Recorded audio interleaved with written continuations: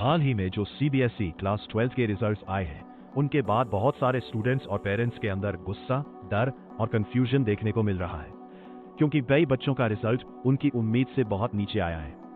अब इस पूरी चीज को अगर डिटेल में समझें तो इसमें कई लेयर्स हैं।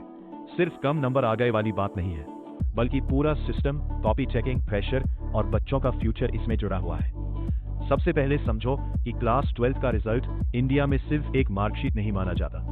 ये बच्चे की वैल्यू की तरह ट्रीट किया जाता है। College admission, scholarship, competitive exams, कई गवर्नमेंट फॉर्म्स, यहाँ तक कि कुछ जॉब्स में भी 12th के मार्क्स पूछे जाते हैं। इसलिए जब किसी बच्चे के नंबर उम्मीद से बहुत कम आते हैं तो उसे सिर्फ मार्क्स कम नहीं लगते, बल्कि ऐसा लगता है जैसे उसका पूरा फ्यूचर खतरे में आ गया। अब सवाल आता है कि आखिर इतने सारे बच्चों को क्यों लग रहा है कि उनके नंबर गलत आए हैं। इसका एक बड़ा कारण है नया इवैल्यूएशन सिस्टम। सीबीएसई ने इस बार कॉपी चेकिंग और इवैल्यूएशन प्रोसेस में कुछ बदलाव किए थे।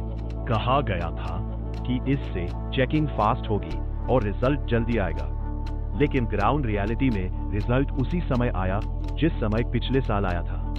यानी स्पीड में कोई बड़ा फर्क नहीं दिखा, लेकिन कई बच्चों को लगा कि मार्किंग बहुत स्ट्रिक्ट हुई है या कहीं ना कहीं कॉपीज प्रॉपर्ली इवैल्यूएट नहीं हुई। अब यहाँ एक चीज समझनी जरूरी है, हर बच्चा ये नहीं कह रहा कि मैंने कुछ लिखा नहीं फिर भी नंबर चाहिए। बहुत सारी जेन्युइन स्टूडेंट्स हैं जिन्होंने सैंपल पेपर सॉल्व किए, अच्छे स्कूलों में पढ़े, टीचर्स से क्रॉस चेक कराया, एग्जाम्स भी ठीक गए, फिर भी उनके नंबर एक्सपेक्टेड से काफी कम आए। जब हजारों स्टूडेंट्स एक जैसी शिकायत करें, तब उस कंसर्न को कंप्लीटली इग्नोर नहीं किया जा सकता। सबसे बड़ी दिक्कत तब होती है जब पेरेंट्स रिजल्ट देखकर तुरंत कंपेयर करना शुरू कर देते हैं। शर्मा जी के बेटे के 95%, तुम्हारे इतने कम क्यों? लेकिन पेरेंट्स को यह समझना होगा कि कई बार बच्चा सच बोल रहा होता है। कई स्टूडेंट्स अंदर से टूट जाते हैं क्योंकि उन्हें खुद भरोसा नहीं होता कि उनके इतने कम नंबर कैसे आ गए।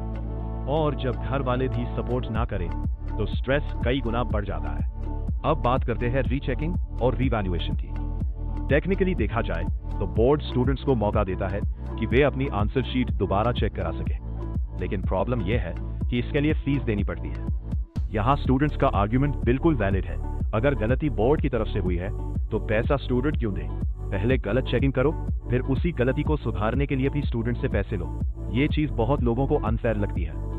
रीवैल्यूएशन प्रोसेस में आमतौर पर 3 चीजें होती है। पहला, वेरिफिकेशन ऑफ मार्क्स, जहां सिर्फ टोटल दोबारा चेक होता है।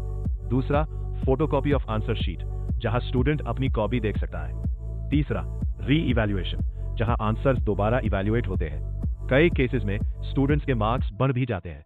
इसका मतलब यह साबित होता है कि कभी कभी चेकिंग में मिस्टेक्स सच में होती है, लेकिन हर स्टूडेंट रीवैल्यूएशन अफोर्ड नहीं कर पाता। खासकर मिडिल क्लास फैमिलीज के लिए हर सब्जेक्ट की फीस देना आसान नहीं होता।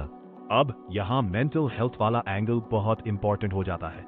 रिजल्ट आने के बाद सोशल मीडिया पर लोग सेलिब्रेशन डालते हैं, टॉपर्स की न्यूज आती है, रिलेटिव्स कॉल करते हैं। ऐसे में जिन बच्चों के नंबर कम आते हैं उन्हें लगता है कि वे फेलियर है, जबकि रियलिटी यह है कि एक एग्जाम पूरी जिंदगी डिसाइड नहीं करता। लेकिन इंडियन सोसाइटी में मार्क्स को बहुत ज्यादा इंपॉर्टेंस दी जाती है, इसलिए बच्चों पर प्रेशर बहुत ज्यादा बन जाता है। आपने नीट स्कैम या एग्जाम ब्लंडर्स की बात भी की। पिछले कुछ सालों में कई नेशनल लेवल एग्जाम्स में errors, paper leak, grace marks controversy जैसी चीजें सामने आई है। इससे स्टूडेंट्स का ट्रस्ट एजुकेशन सिस्टम पर कमजोर हुआ है। जब बार बार ऐसी घटनाएं होती है तो बच्चों को लगने लगता है कि उनका फ्यूचर किसी अनस्टेबल सिस्टम के हाथ में है। लेकिन अब प्रैक्टिकल सोल्यूशन क्या है?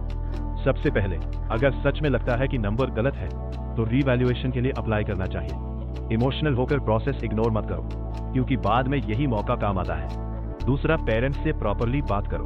उन्हें एक्सप्लेन करो कि एग्जाम कैसा गया था और क्यों लग रहा है कि नंबर गलत है। तीसरा, खुद को सिर्फ मार्क्स से जज मत करो, क्योंकि आगे स्किल्स, कम्युनिकेशन, कॉम्पिटिटिव एग्जाम्स और कंसिस्टेंसी ज्यादा मैटर करती है।